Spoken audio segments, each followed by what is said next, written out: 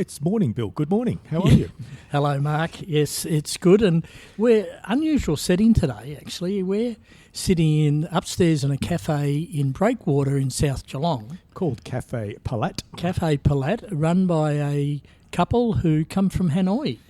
And they've just opened a new venture called Cafe Palat Paco, which is their Vietnamese restaurant in Packington Street. That's right. And it has started off with a bang, which is really good news.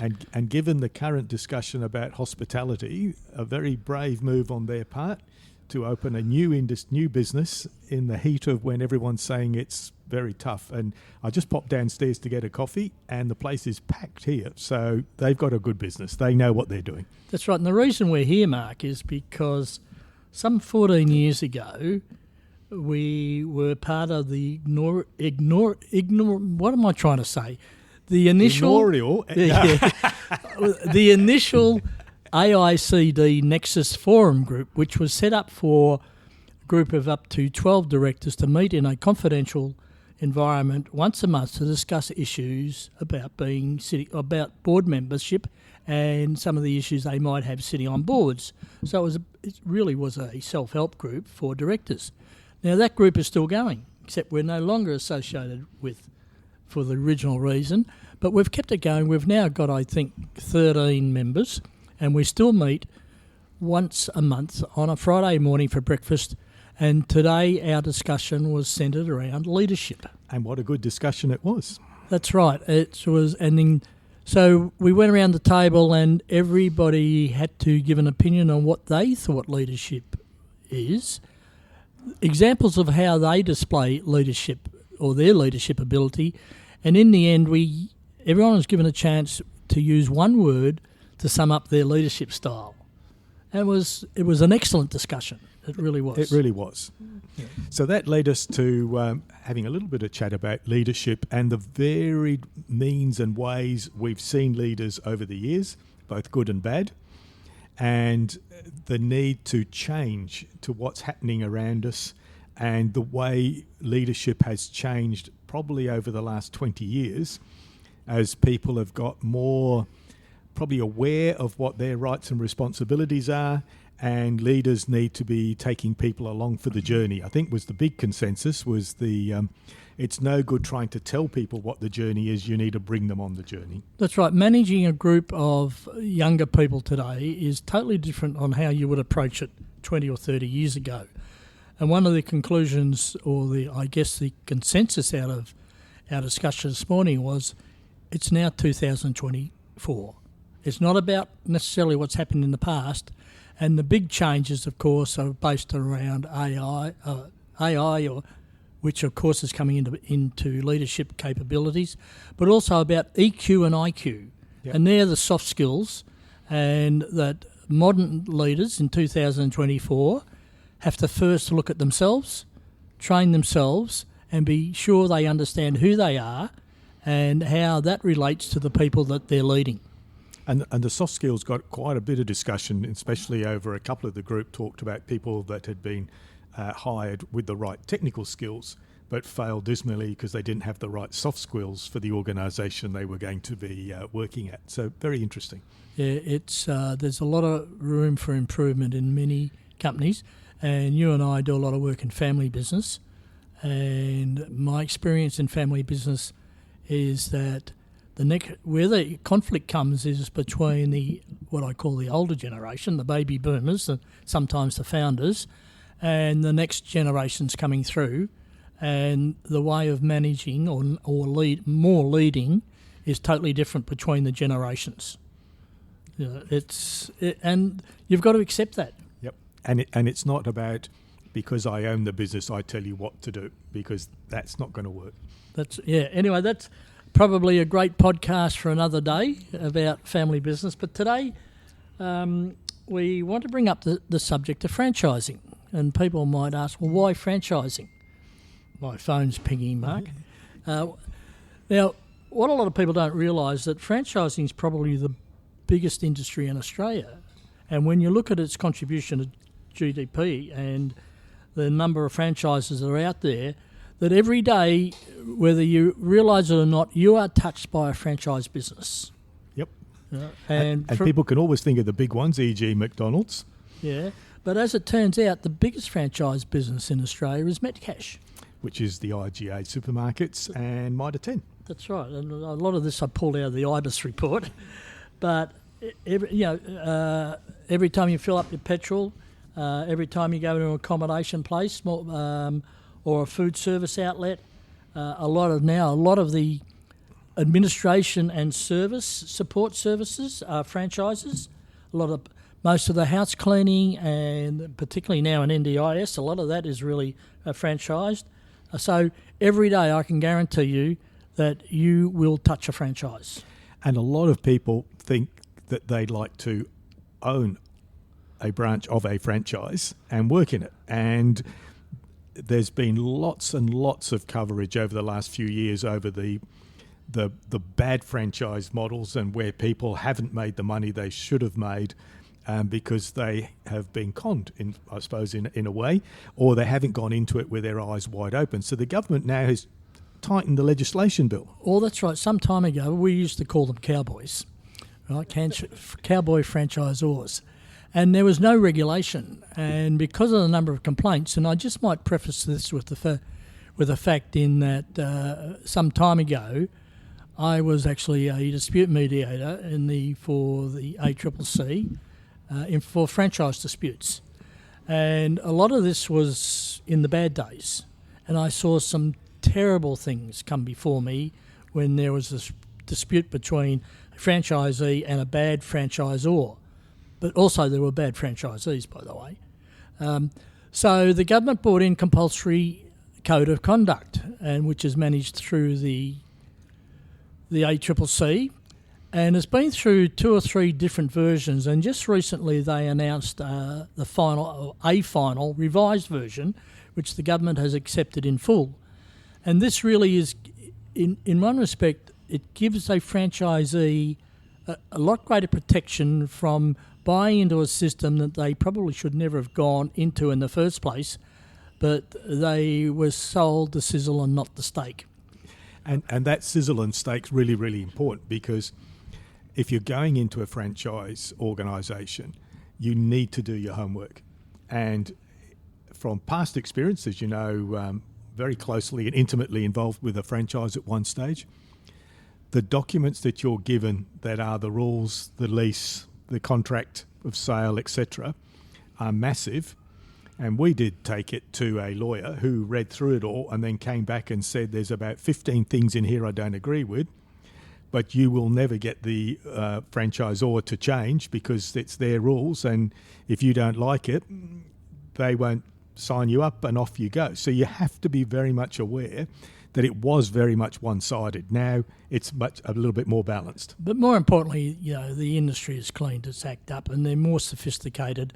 And franchising is a great way to get into business for yourself. Absolutely. Because, the model of franchising is that you're in business by yourself or for yourself and not by yourself. And that's where your due diligence comes in.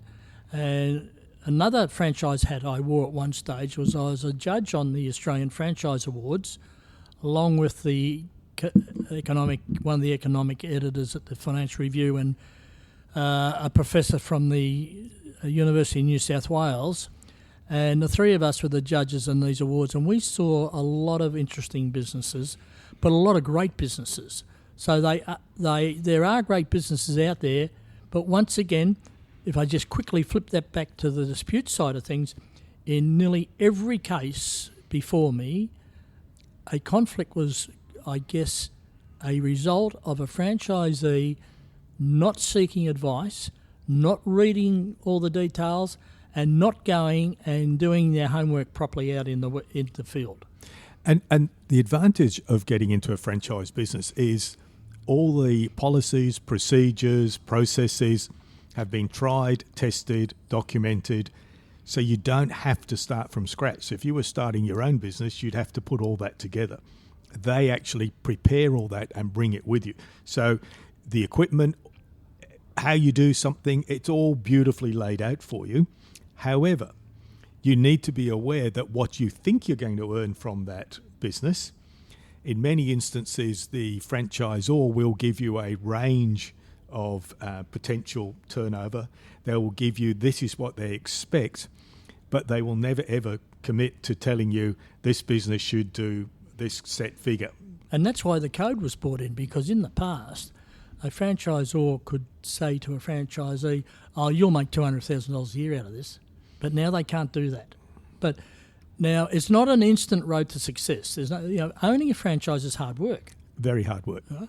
And the other interesting thing that I've come across a few times is relating about the agreement. And at the end of the agreement, when you look at franchising, what people don't realise is, in my terms, you're actually renting a brand name. Because if you get a 5-year agreement, say with a 5-year extension or whatever the terms are, at the end of that agreement, you have no further right to that franchise.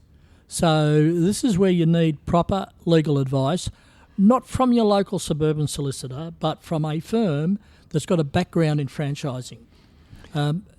Because I've seen some instances where it's come to the end of the lease and the person hasn't thought about what happens at the end of the lease, whereas what they should have been doing was taking the extension, running it for another year or two after the extension, and then selling it, because then with that goes the remainder of that extension.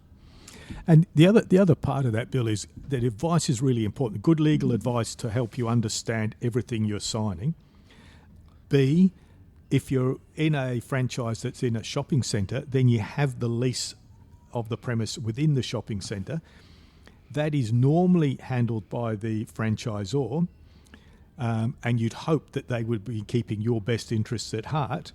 But you need to be conversant about what the market rates are and where that's going, because I know from past experience, the rent that the franchise that I was involved in, the rent went from sort of 50, 60,000 a year at renewal time. The first bid from the shopping centre was for a new rent of 100,000 a year, and that was just a ambit claim.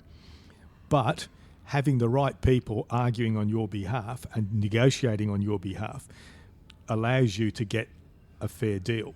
And you don't, from past experience, you don't fall under the Retail Tenancy Act. You fall under commercial leasing arrangements, and that has its own dangers as well. So you need to be fully aware of what your lease is, what code you fall under, and you're getting the right advice over the lease, not only of where you're taking the franchise on, but also the lease of the premise within, if you're in a shopping centre. That's right, Mark. And just as you have been involved in franchising, at one stage when I was running a division at Cadbury Schweppes in Australia, my role was to franchise that division, and we had some 300 vehicles on the road. And funny enough, it was a home delivery business, which of course has now come back to life with all our Ubers and all the rest of it. But we franchised over 300 individual employees, they were, into franchising. And when I look back at how we went about that, we started off on the wrong foot. And we quickly realised our fault. And what we did, we set up master franchises for each state or each territory. And then they had the responsibility for the sub-franchisees underneath that. Because in my experience, when a large company, a multinational company, decides they'll get into franchising, they lose the ability and they don't have the knowledge of how to run a successful franchise. And just further to the knowledge side, good franchise organisations have regular meetings of the franchisees and bring them all together. You as a franchisee should attend. It's not, I can't go, you should go, so that you can have your voice and also hear what's happening with the direction of the business that you're stepping into. And when you go to buy a franchise business, you can always ask for other referrals, so introductions to other franchisees in the area, so you can go and speak to them. My advice is go and speak to them, but also do your own homework and look up other franchisees around you and go and speak to them, because you will definitely be pointed in the direction of ones who will speak well of the business. Go and find the ones that will speak the truth of the business And that will give you a total warts and all picture of where you're stepping. So you go in with eyes wide open, not blinkered and believing just what's been told to you. Very wise advice, Mark. And I'll give you another example. At one stage there, I was running workshops around Victoria for the state government on how to buy a franchise. And part of the advice in those programs was to always go and try and spend a week working in a franchise. Do it for a token fee or whatever you need to do. And that's the greatest decider you can ever participate in if that's the right franchise for you. Don't, as we said before, don't get sold by the sizzle. Right? Go and investigate the stake. And a classic was when I mentioned about the Australian Franchise Awards. One year we couldn't divide two national companies, from being franchise or of the year. And how we resolved it was that I was nominated to go out and go and start talking to franchisees of those two companies. After the first day, I'd already made my decision, because the feedback from the franchisees who didn't know me from a bar of soap, it just told me straight away which franchisor was doing the right thing by franchisees and which one wasn't. The other thing to also be aware of is what is the fee the franchisor is charging you. And they normally charge around 6 or 7%, might be a bit higher. And it's broken up into an operational fee and a marketing fee. So what do you get for your marketing fee? What are you paying a percentage for? And be aware that that percentage is charged on your gross turnover. So if you do any activity that pushes your gross turnover up, and all the franchisor companies will be pushing to get the gross turnover up for you, but you will pay a bigger amount of that money to the franchisor. So you just need to be aware of what those fees are, what they're being spent on, and you will get documentation that explains it all, but be really clear so you don't get surprised at those fees. And also, when you come to sell the business, what are the fees that you may be up for in selling the business? Because there's normally a payout figure and there's other fees. Be really, really clear so you know what they are. So when you get to the end, when you are selling the business, you don't get surprised by a sudden hidden charge. That's right. Now, we've got to be careful here, Mark. We're not painting the franchisors as the bad person. No. There are a lot of great systems out there, and we've interviewed on our podcast one from Clark Rubber. Yep. And he was nothing but praise for the franchisor. But I don't know how hard we can, push this whole idea of doing your homework, seeking advice, and don't make a decision based by the heart or through the heart. And there are some companies out there that call themselves franchise consultants, and you've got to be really careful and do your homework once again when you're buying a franchise and you're going through a consultant on behalf of the franchisor, because you know the old story about the wallet comes first. Remember that these people are on commissions. Once again, there are good ones and there's not so good ones. So do your homework no matter what. And having said all that, franchising is a great way to get into your own business, and a great way, once you've done all your homework, know exactly where you stand, that you will, with a good franchisor, have the support to make a really successful go of a great business. So don't be afraid of it, but be, as I keep saying, go in with your eyes wide open so you know exactly what the costs are, what they involve, what you're going to get for your money, and look at things like what is the training they provide, where is the training provided. I know that one of the franchisors I was involved with, the training was all held in Queensland, and you had to pay your own way there, pay for your own accommodation, and the training was for 2 weeks. So you were away from home for 2 weeks. Well, that can cause all sorts of issues. So just be aware of how all that takes place, where, how, why. But at the end, they can be really good businesses and a great way to earn a good income and have a good brand to work with. Well, the fact that Australia has the most franchises per head of population in the world says that the system works. Now, I just want to flip the coin for a minute, because if you're in business and you have a business that you think you can expand and you're thinking of expanding it through franchise, you have to apply a lot of the principles that we just spoke about looking as a franchisee. And if anybody out there is in a business and thinking, well, I've got a great idea here, my business is franchisable, as I call it, then before you make your next move, come and talk to us. We'll put you in the right direction, because we have seen so many franchisors or new franchisors who have just started, and they didn't do their due diligence either. And they just thought because they've got one store, they can replicate it a number of times. And that's just as dangerous as a franchisee not doing their due diligence on the other side. So to wrap up, Bill, franchising's good. Yes. Good franchisors are fantastic. Yes. But do your homework. Get good legal advice. Go and speak to other franchisees, not just the ones that you're suggested to go and speak to, but others. And don't be afraid to even go interstate if need be and visit a franchisee just to get a full picture of where it all stands. And one thing that's just popped into my head there, ask the questions about where's your supply of products come from, because a lot of franchisor companies own the whole supply chain, and they may be selling you products, e.g. flour, that comes in their own labelled boxes and packets, and you could actually go down the road to Woolies or Campbell's or Coles and buy the same thing at a much cheaper price. So be aware of how the whole network works together and how you can earn money and how you can make sure that you can have a say in where things come from and how it all works. That's right. And as far as supplies go, there's nothing wrong with them organising a single supplier. However, go and find out what rebates they're on as well. And is it being shared by the franchisees? I think that's the wording. So it's a case of do your homework. Don't go in it based on your heart. You know, it's got to be based on sound financial decisions. But if you are working in a job that you hate right now, it's worth exploring. Is there a franchise where you can go and, I guess, work in an area where you can be passionate about what you do and you can have a complete change of lifestyle? And you can be your own boss and really enjoy life. That's right.